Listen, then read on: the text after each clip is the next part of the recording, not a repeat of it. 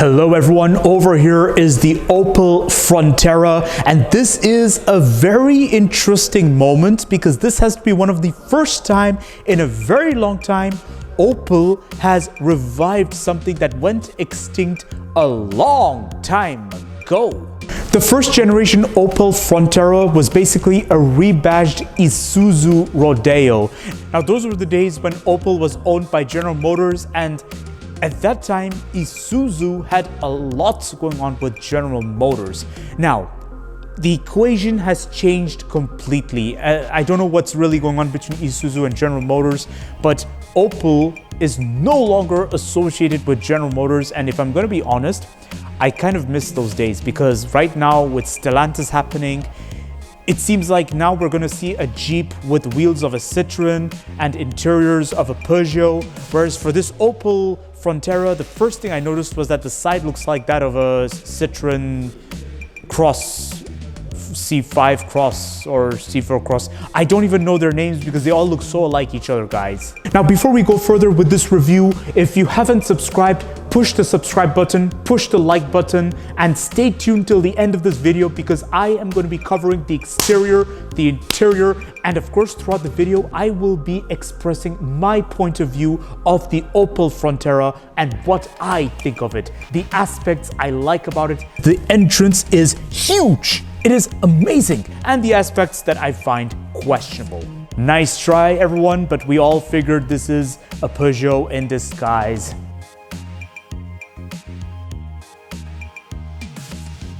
First impression everyone, the front design of the Opel Frontera. Make no mistakes, there is absolutely no reference to the original Frontera of the 90s, which was the Isuzu Rodeo rebadge. In fact, that was the point. It was not meant to really be a remembrance or a reminder. It's not like Opel started crying and saying, "Oh, I miss the days when Isuzu and General Motors were together." No, they didn't really care about that part.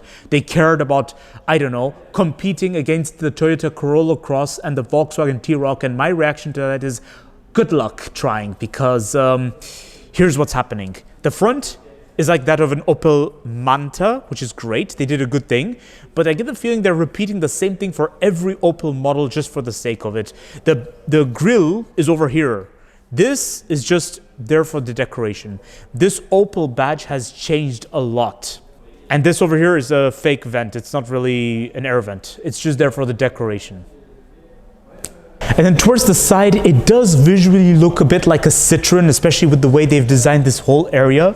It probably shares the same platform as a Citroen model. And then over here, you get the hard plastic protection, giving it a cross-country look.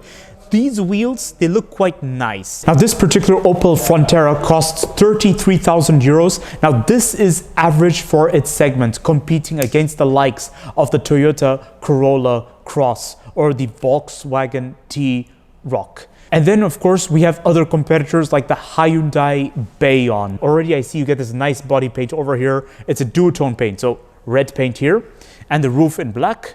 Now, I have to confess, I'm a big fan of how they did the rear design. This is so good. But then at the same time, after reflecting on it, I began to notice some things. This lining over here, is it just me, or are they drawing too much inspiration from Volkswagen with this? I find it rather interesting how they've gone about the rear lights. So this time it is split. You get the body paint right in between. You get a rear view parking camera. You get parking sensors at the rear and at the front. Now towards the interior of the Opel Frontera, this is where things get very, very interesting. Already, I see that they've tried to maintain a new Opel identity by having sharp edges just about everywhere. Although looking at the door, it's quite obvious it shares the same qualities as what you'd see in a Peugeot. But then, as we have a seat inside, the sharp edges aren't all that bad actually. They're quite nice. I like how this whole area over here is driver-centric, tilted towards the driver. That's very interesting. Steering wheel is one of the best in the automotive industry. I like it. It's not too thick. It's nice to hold on to. Leather-wrapped, multifunctional. This is great. And the design, I like how sharp-edged it is. This is good.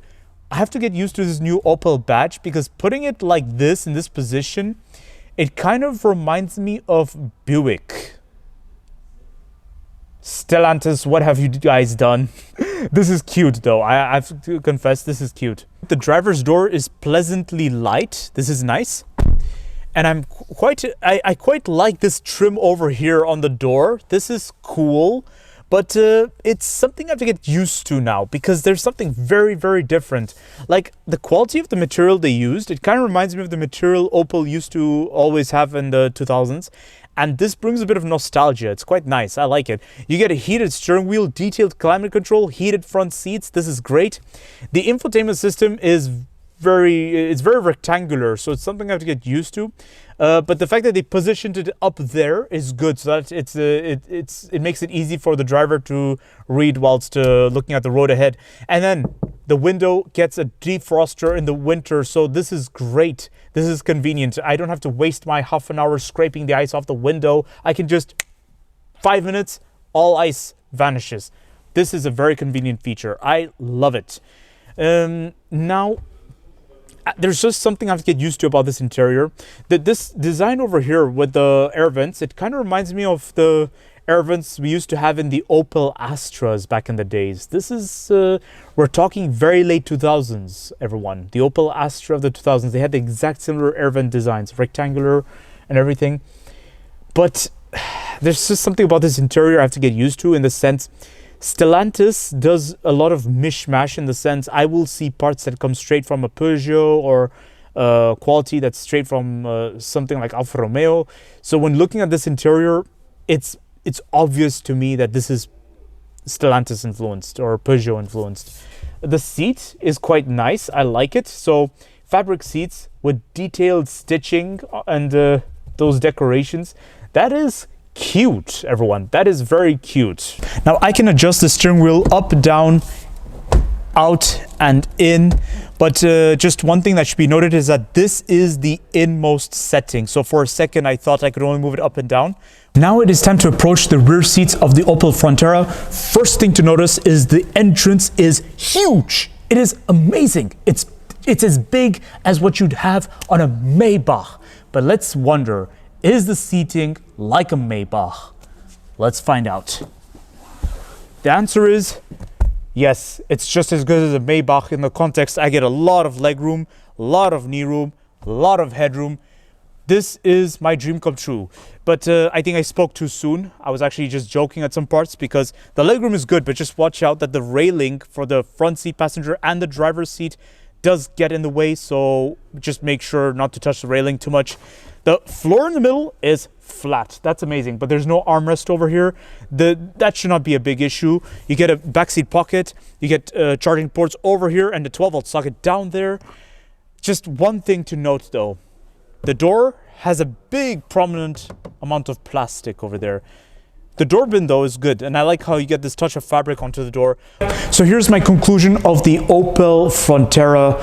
For a price of 33,000 euros, this has to be one of the most interesting crossover SUVs currently available, although I just have to say, nice try everyone, but we all figured this is a Peugeot in disguise. That's not really a bad thing, everyone.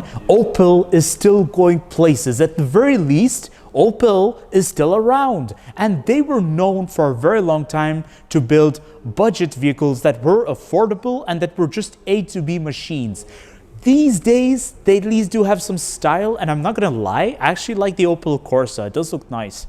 At first glance, I actually liked the Opel Frontera, the new one. It does look cool, but then standing next to it, it's too obvious that it is Peugeot, Citroen influenced, or well, it's more like they share a lot of parts with them. You know, this whole Stellantis thing where I'm going to see wheels that look like they're from an Alfa, and then the interior that looks like it's, you know, too much mishmash going on. That's something I'm not a fan of.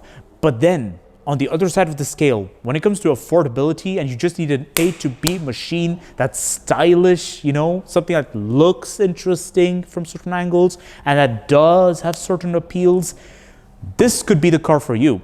And when it comes to winter, it is well equipped. I'm quite impressed with the defroster onto the window. So don't forget to like, subscribe, and leave a comment in the comment section below your thoughts of the Opel Frontera. Is it better? Share me your thoughts, everyone. I'm very curious to know what are your thoughts of this all-new Opel Frontera and Opel models of these days, and of course, Stellantis cars of these days. I will see you all next time.